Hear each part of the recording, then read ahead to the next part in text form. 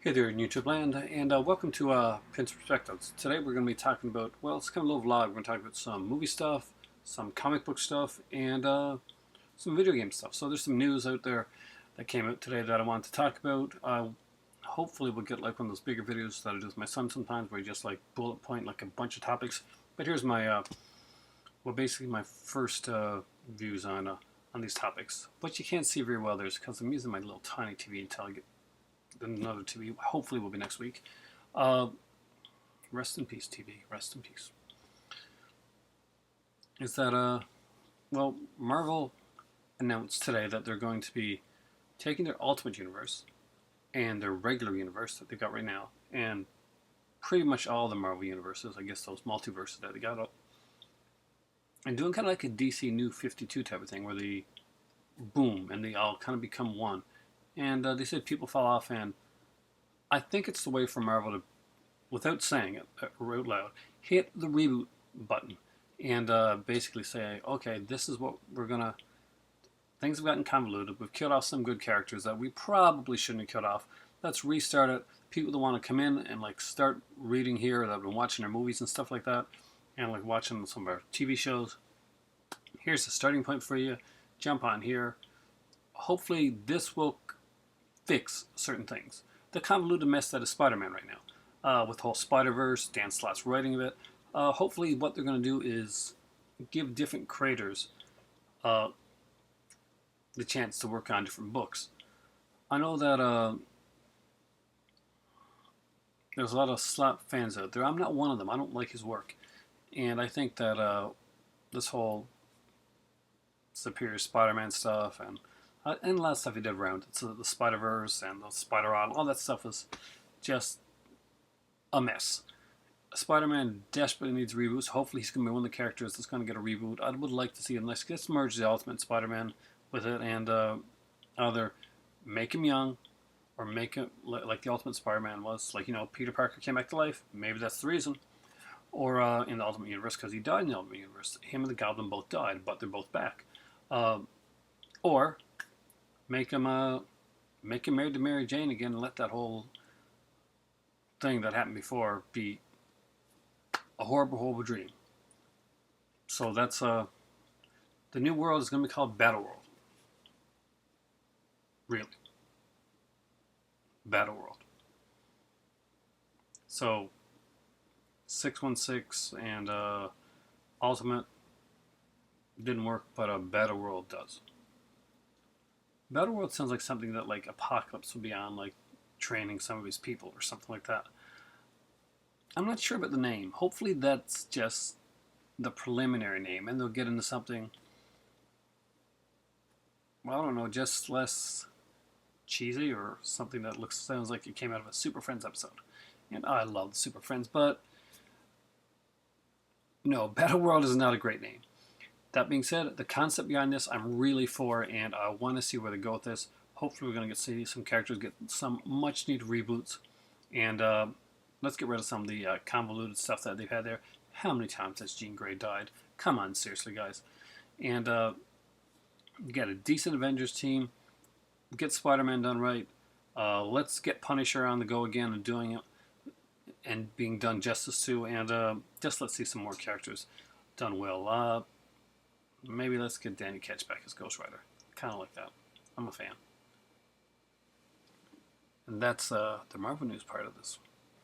Tell me what you think about it.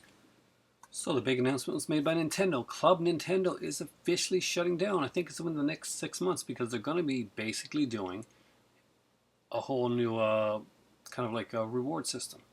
So it's kind of a bummer. I really got some cool stuff from Club Nintendo originally, but I'm very intrigued by where the new reward system is going to go. How are they going to do this?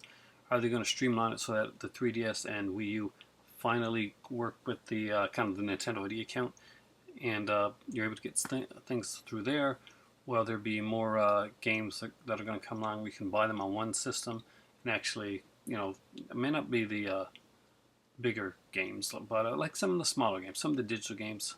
If you buy them on the Wii U, like Mario, like the Mario 3 or Mario 2 or something like that, then ones like that should be able to be transferred over to maybe to the 3DS, and maybe elsewhere. Maybe Nintendo is finally going to go into the mobile market, but making sure that they can do it their own, do it on their own, to kind of like their own branding type of thing. So it'll be interesting to see where they go with Club Nintendo. So if you have any Club Nintendo points, they're going to be putting a bunch of games on there, a bunch of virtual games, and a bunch of like swag and that for some decent prices. So be sure to use all your points before this whole thing is over, because once it's over, that's it. No more Club Nintendo. It'll be a thing of the past, but we'll see where it goes from there. I knew they were going to change it a bit when they started doing those like eco cases that I hate so much, and having the codes on the inside of the covers.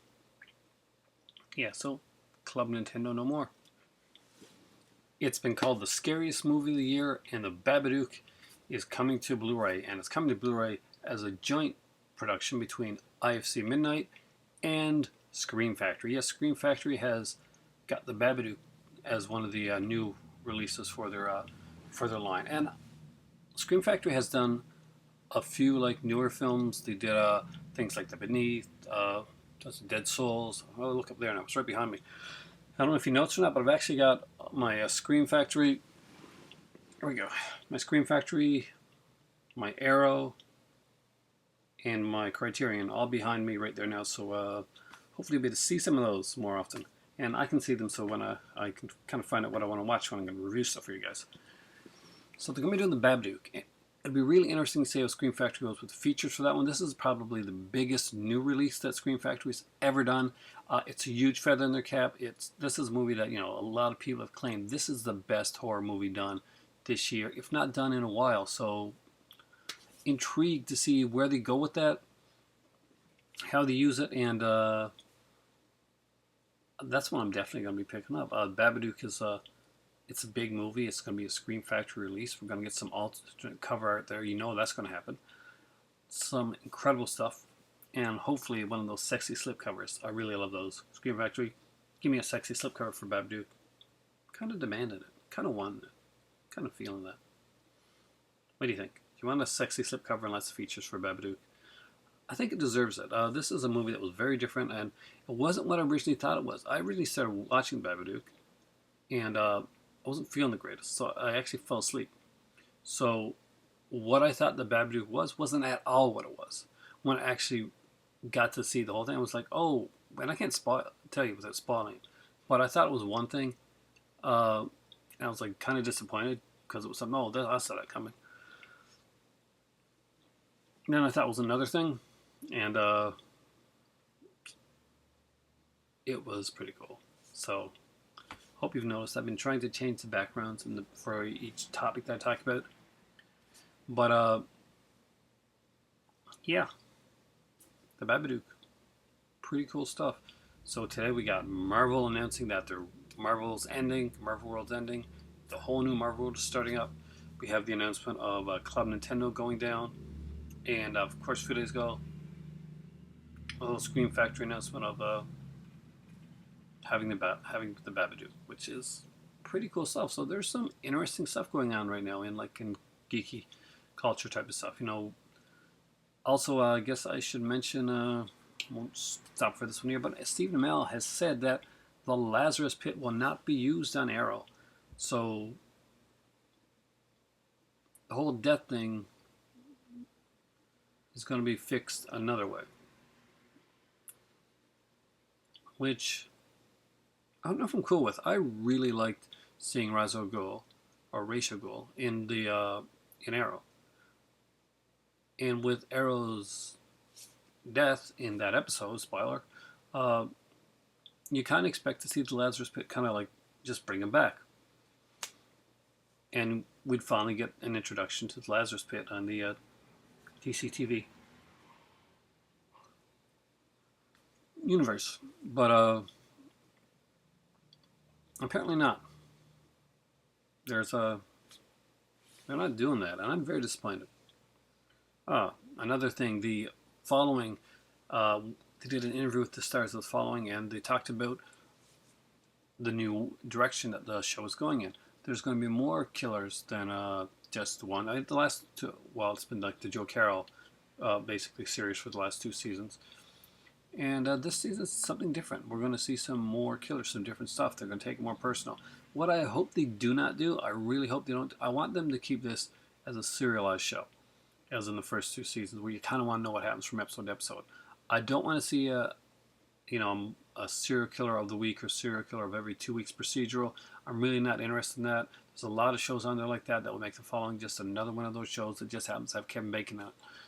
So they need some type of mastermind, some type of ongoing story arc for that type of show. This will not work as a CSI or Criminal Minds type of series. We already have those. So I know we got a new showrunner on the following for this season, so this is going to be a make or break time for the following. But it's a great time to check it out. If you haven't checked it out, the following, you really should. It's a great show, and I'm going to give you a recommendation right now. It's on Netflix, and it's really, really worth checking out. Gillian Anderson. Yeah, that's more news I got to talk to you about. In the fall. The fall ran 2 series. I don't know if they're going to do a third or not. I kind of hope they do. Really good show. I really recommend it. There's only 5 episodes in the first series and 2 episodes in the second series. Check it out. 11 episodes. You can binge watch that in no time. It's really well done. It's about a police detective that comes to Scotland who's kind of a cold type person. She's very in control. Whereas she's hunting a serial killer who is seemingly just the opposite of her. There's no like guessing who the serial killer is. You know right away. But the reason you know is because so that they can actually get into showing you the serial killer and what his life's like, and you actually start to like feel for the killer a bit. He's a grief counselor. There's a whole lot of. He's got a family. He's got a kid that loves him. It's really, really a cool show. Definitely check it out. Got some cool twists and turns along the way. There's something in the second series that was like they went that way, but they did, and it was kind of neat to see it happen. So check out the fall. Also, X-Files has been rumored to be coming back. If David Duchovny and Gillian Anderson will agree, Chris Carter is willing to ready to bring back X-Files, at least kind of a limited thing, kind of like they're doing with Twin Peaks. So it'll be interesting to see if that happens. I really want to see X-Files happen. Thanks for watching, guys. Early night for me because I gotta work in the morning, and that's going to be some crazy stuff. Just first day jitters and all that. Have a great day. I'll talk to you guys later. And for me right now, it's time for tea. And I think even the Gentle Lobster tonight is kind of tired. So have a good one.